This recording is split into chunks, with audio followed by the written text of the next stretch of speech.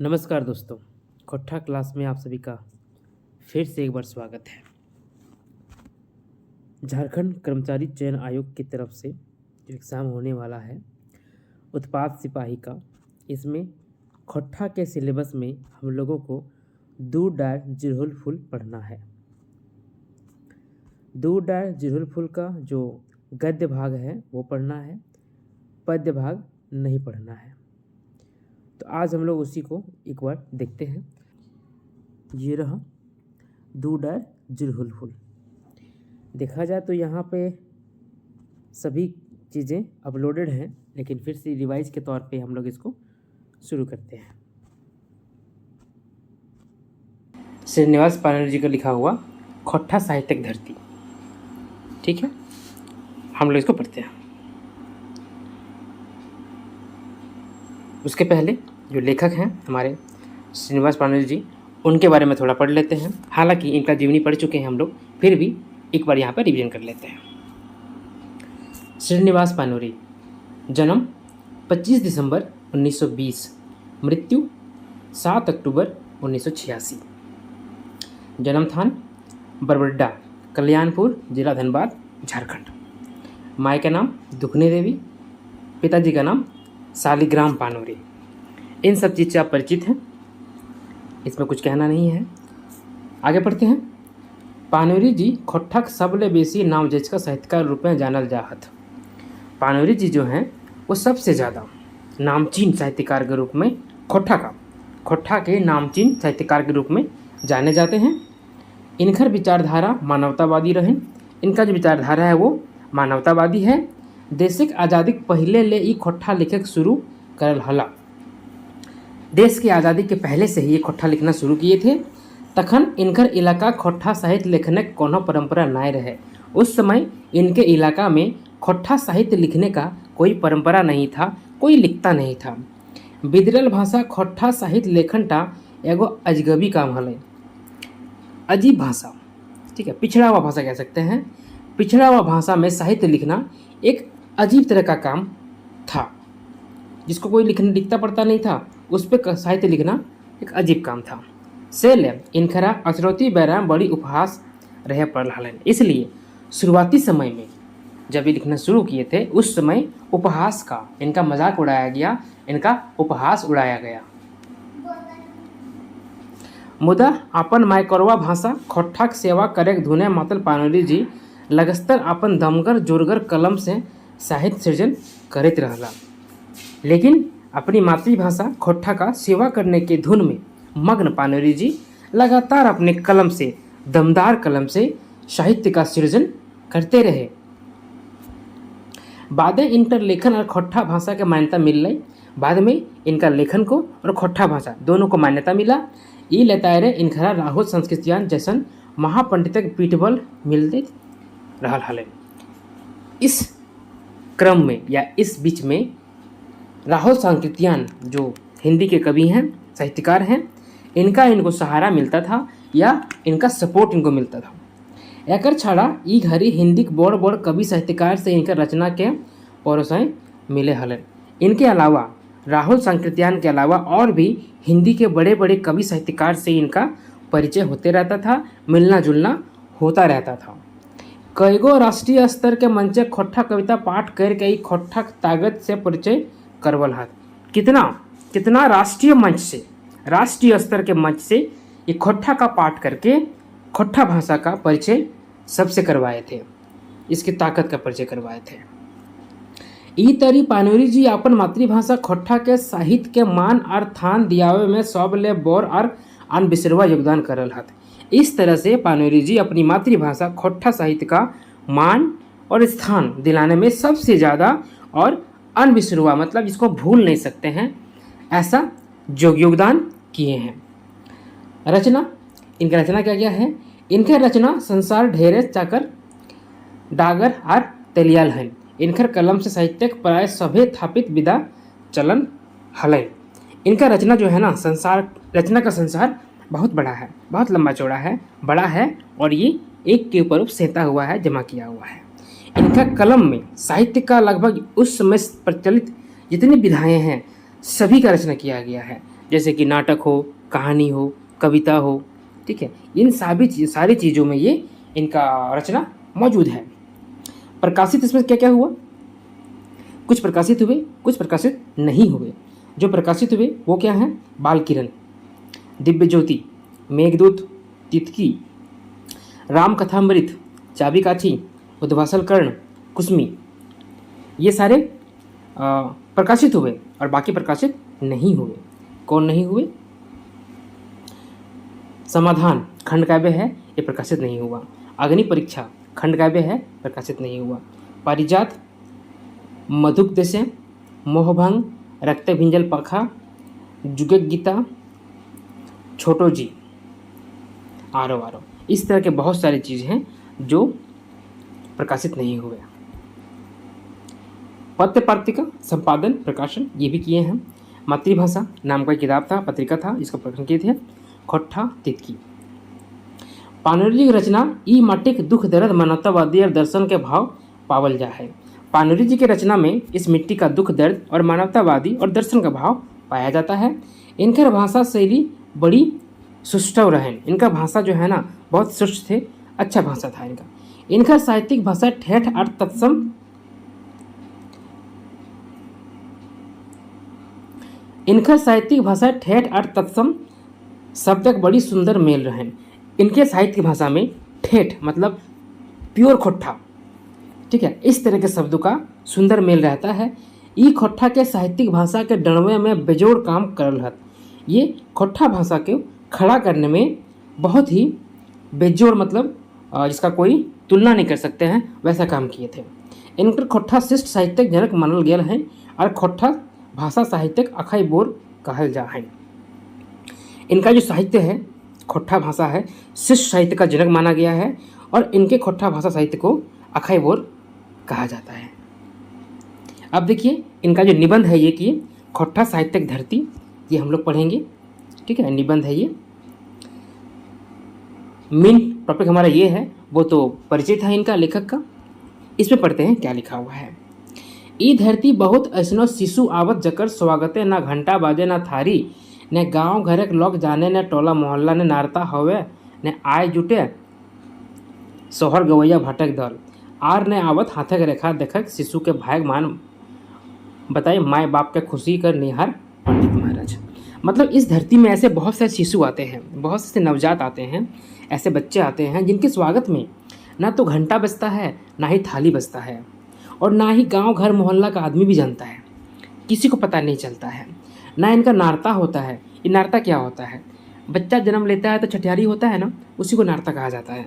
ना नारता होता है, न आय जुटे सोहर गवैया भटक दल, और न ही जो बच्चे लोग को खिलाने के लिए आता है ना लोग, वो सब आते हैं, कोई नहीं आता है। और ना ही बच्चा का हाथ देखकर बच्चे का भाग्य बताने के लिए पंडित जी आते हैं। ऐसने शिशु धरती खोट्ठा साहित्यिक जन्म।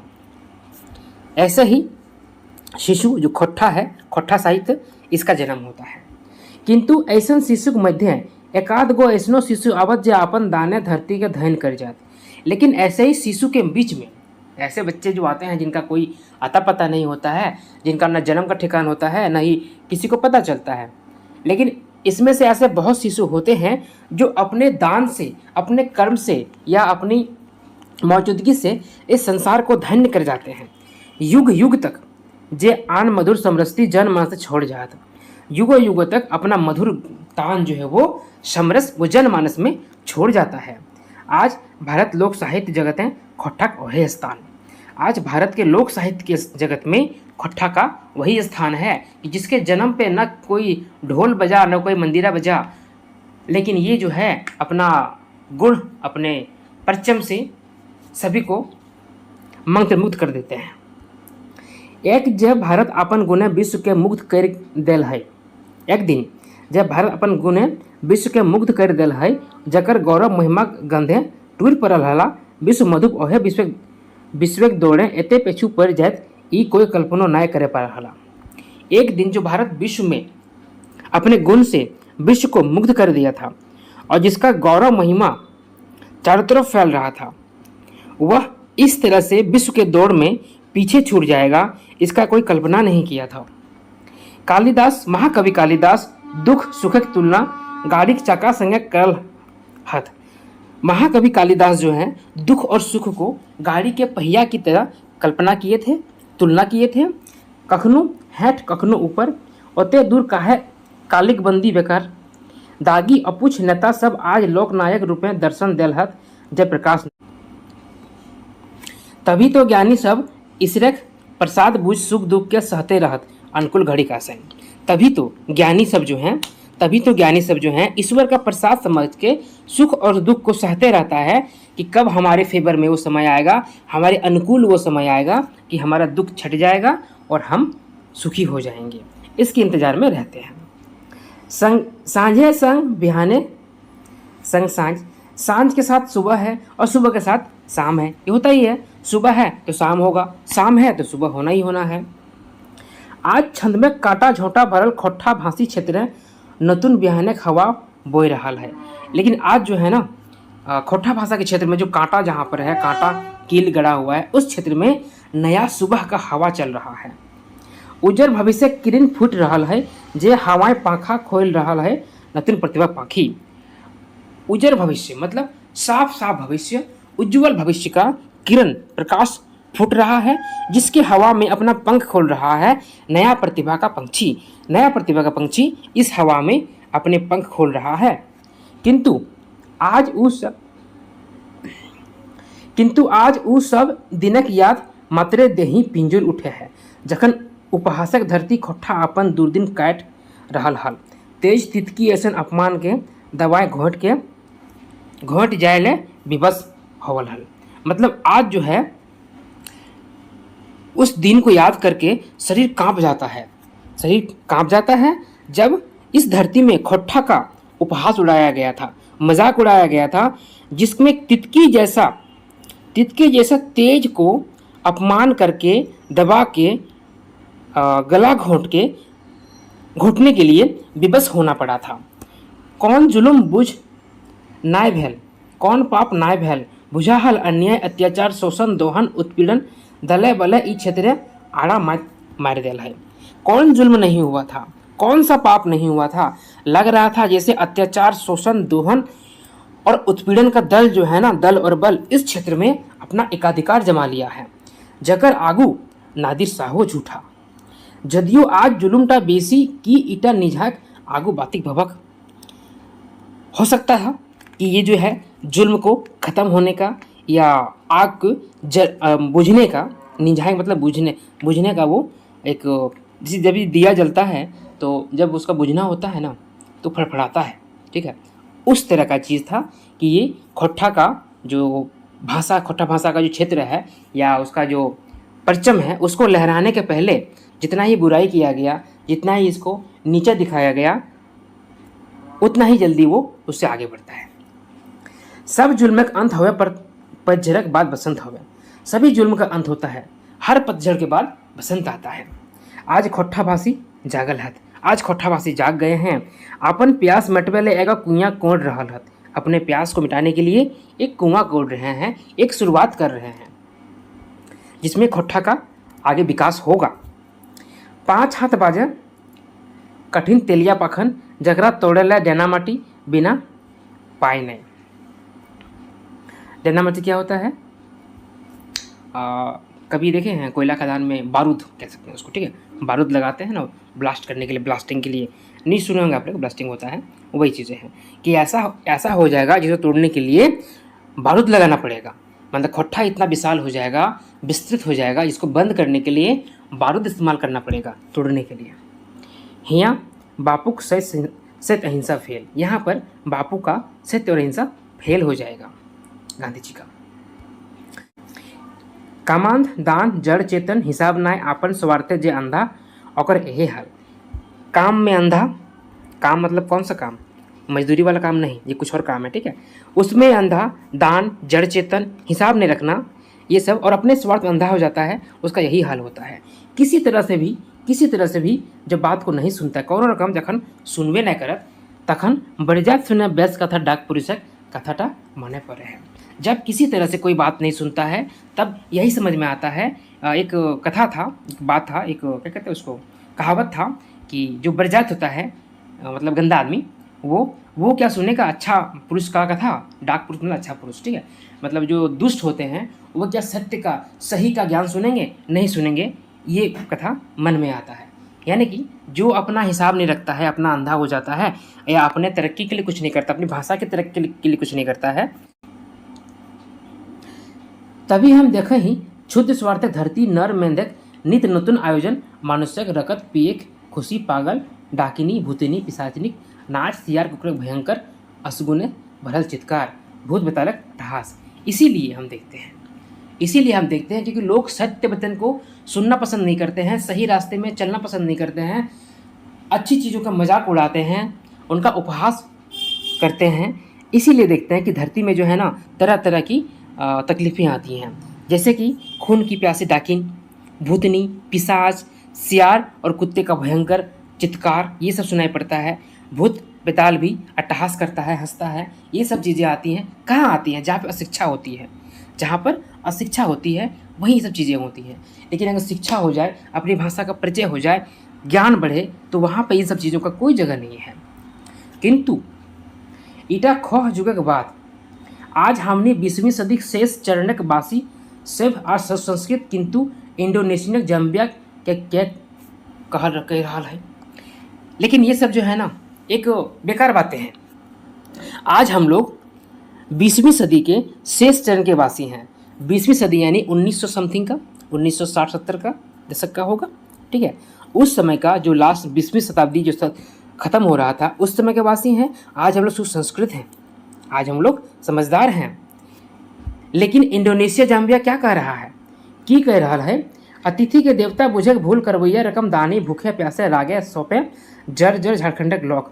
मतलब अतिथि को, इंडोनेशिया जाम्बिया वाले क्या कह रहे हैं कि अतिथि को देवता समझने वाले, भूल करने वाले, दानी भूखे प्यासे ये लोग हैं। झारखंड के जो लोग हैं ये अतिथि को देवता समझने वाले, भूल करने वाले, धोखे में रहने वाले, भूखे प्यासे रहने वाले लोग हैं। है कोई सुनवैया, कोई सुनने वाला है? ऐसा समय हमरा याद आवा है केवलम मासंगम पार्थ साहित्य पुरुषक अपराध पुरुषक परिचय हिया दीनहीन के काय खातिर जगह नाय। तब हम ऐसे समय में हमको याद आता है इस श्लोक का, साहित्य में, साहित्य पुरुष में अपराध पुरुषक परिचय यहाँ पर दीनहीन काय खातिर के लिए जगह नहीं है। ऊपर कहल यह भाव भूमि खोटा साहित्यक शिलान्यास। ये जो भाव कहा गया है, ये जो कथन कहा गया है, यही जो है खोटा साहित्य का शिलान्यास है, फाउंडेशन है। जब कोई नहीं सुनेगा तो खुद चलो। किंतु साहित्यक मिलनक भाव शैल्य पूजा सुंदरक उपासना, तभी रविंद्रनाथ सत्यम शिव सुंदरम के शरण करे थे नहीं झुकला। यहाँ पे साहित्य का जो मिलन है ना, पूजा सुंदर का उपासना है। इसीलिए रविन्द्रनाथ टैगोर जो है सत्यम शिवम सुंदरम का शरण करने के लिए नहीं झुके। हम छोटा नागपुरक ई भारतक मानवेर सागर तीरे शीर्षक उनकर कविता फुट भरते देखा ही। हम यहाँ पर छोटा नागपुर में उनका ई भारतक महानवर सागर तीर शीर्षक से कविता जो है उसको देखते हैं। कते जाति रूपी नदी हियाँ क्या मिलन, यहाँ पर कितने जात के रूप के नदी का मिलन है, कितने ही जाति के लोग हैं जिनका यहाँ पे मिलन है, लोग रहते हैं। देने यार निबे जाब न फिरे ई भारतक महानावर सागर तीरे। ऊपर लिखल पदे भारतेर शब्द के बदल छोटा नागपुर कर दिए मने कर है। इसमें जो भारतक लिखा हुआ है यहाँ पर छोटा नागपुर कर देने का मन करता है, क्योंकि जो भारत पे लागू होता है वो हमारे छोटा नागपुर पर भी लागू होता है। किंतु जखन पढ़ल लिखल कलम जीवी कागजक विद्यमानी खोट्ठा के खुदेर गिरिक दावेक हसनिहार चेष्टा करके अपन खोदू गिरिक परिचय दे रहा था। लेकिन जब जो पढ़े लिखे लोग हैं वो हमारे खोट्ठा भाषा का, जो पढ़े लिखे बुद्धिमानी लोग हैं वो हमारे खोट्ठा भाषा का नीच कहते हैं या फिर इसका बेइज्जती करते हैं, उपहास उड़ाते हैं, मजाक उड़ाते हैं, तब क्या कहना। जखन खोट्ठा भाषी क्षेत्र के उपनिवेश रूप में राखेल पागल तखन ईटा विडम्बना मायन के कायरता परिचय दिए ले राजी ना है खोट्ठा सहित धरती। खोट्ठा मांगे है मुक्त धरती मुक्त आकाश। मतलब खोट्ठा जो है अपने आप को उपनिवेश के रूप में नहीं देखना चाहता है। ये नहीं चाहता है कि कोई हम पे अपना अधिकार रखे, कोई किसी हम किसी के नीचे दब के रहें। खोट्ठा का एक अपना दुनिया होना चाहिए, अपना संसार होना चाहिए, अपना क्षेत्र होना चाहिए।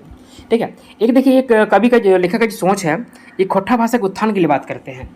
ठीक है, ये तो आज नहीं है, लेकिन इनके बाद का जो रचनाएं हैं या खोट्ठा का जो प्रगति है वो आप देखिएगा धीरे धीरे बढ़ रहा है। एटलीस्ट अभी हम लोग जो पढ़ रहे हैं ये खोट्ठा का क्या कर रहे हैं, उत्थान ही कर रहे हैं। एक चेंजिंग आया है, जानते हैं क्या? पहले कभी जाते थे ना आसपास की दुकानों में तो वह हिंदी बोलते थे, लेकिन अब नहीं, अब खोट्ठा में बात करते हैं। और जान के आश्चर्य होता है कि वो दुकानदार भी खोट्ठा बोलता है। जिस दुकान में पहले जाते थे हम हिंदी बोलते थे, लेकिन वो दुकानदार हमको आज खोट्ठा बोल रहे तो मेरे से खोट्ठा बात कर रहा है। यानी खोट्ठा आगे बढ़ रहा है, और ये सब जिम्मेदारी हम लोगों पे ही है, अपनी भाषा में खोट्ठा का इस्तेमाल करना। जहाँ तक संभव हो जरूर कीजिए। ये था एक निबंध, कैसा लगा बताइएगा ज़रूर। आप सभी को बहुत बहुत धन्यवाद।